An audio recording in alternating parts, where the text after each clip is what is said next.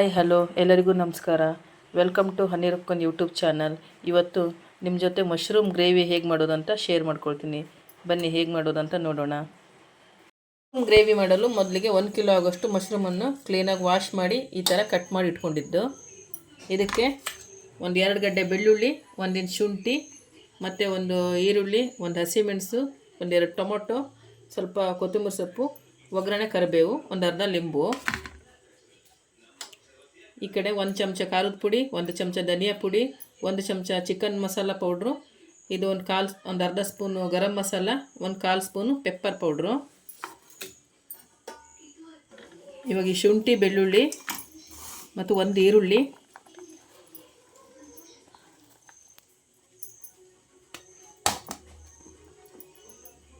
ಸ್ವಲ್ಪ ಕೊತ್ತಂಬರಿ ಸೊಪ್ಪು ಹಾಕಿ ಮಿಕ್ಸಿ ಮಾಡ್ಕೊಬರ್ತೀವಿ. ಇವಾಗ ಮಶ್ರೂಮ್ ಬೇಯಲು 1-2 ಸ್ಪೂನ್ ತೆಂಗಿನೆಣ್ಣೆ,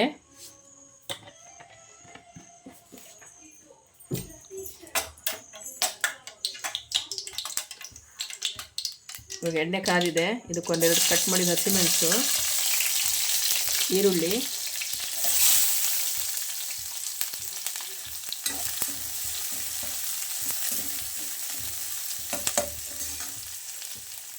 ಕರಿಬೇವು, ಚೆನ್ನಾಗಿ ಫ್ರೈ ಆಗಬೇಕು. ಈಗ ಈರುಳ್ಳಿ ಫ್ರೈ ಆಗಿದೆ. ಇದಕ್ಕೆ ಕಟ್ ಮಾಡಿದ ಟೊಮೊಟೊ,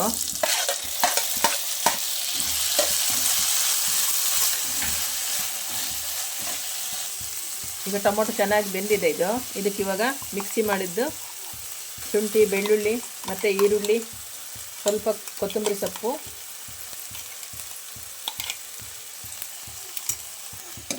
ಇವಾಗ ಈ ಪೇಸ್ಟ್ ಹಾಕಿ ಇದು ಹಸಿ ವಾಸನೆ ಹೋಗೋ ತನಕ ಚೆನ್ನಾಗಿ ಫ್ರೈ ಮಾಡ್ಕೋಬೇಕು.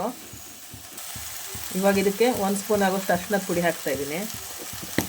ಹಾಕಿ ಚೆನ್ನಾಗಿ ಫ್ರೈ ಮಾಡ್ಕೊಳ್ಳೋದು. ಇವಾಗ ಇದು ಹಸಿ ವಾಸನೆ ಹೋಗಿದೆ. ಇದಕ್ಕೆ ಕಟ್ ಮಾಡಿದ ಮಶ್ರೂಮು, ಇಲ್ಲಿ 1 ಕಿಲೋ ಆಗೋಷ್ಟು ಮಶ್ರೂಮ್ ಇದೆ.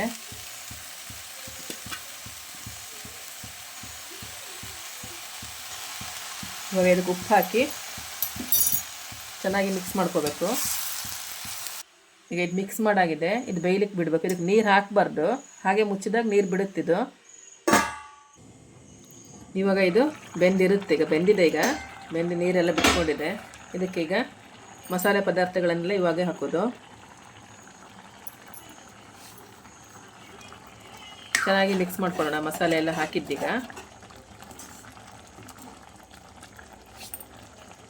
ಇವಾಗ ಮಸಾಲೆ ಎಲ್ಲ ಹಾಕಿ ಈ ಥರ ಚೆನ್ನಾಗಿ ಮಿಕ್ಸ್ ಮಾಡಿದ್ದು. ಈಗ ಮುಚ್ಚಳ ಮುಚ್ಚಿ ಅದೆಲ್ಲ ಡ್ರೈ ಆಗ್ಲಿಕ್ಕೆ ಬಿಡಬೇಕು. ಮಶ್ರೂಮ್ ಗ್ರೇವಿ ರೆಡಿಯಾಗಿದೆ. ಈಗ ಇಷ್ಟ ಆದರೆ ಸಾಕು, ರೆಡಿಯಾಗಿದೆ ಇದು. ಇದು ಚಪಾತಿ, ರೊಟ್ಟಿ, ರೈಸ್ ಜೊತೆಗೆಲ್ಲ ತುಂಬ ಚೆನ್ನಾಗಾಗುತ್ತೆ ಇದು.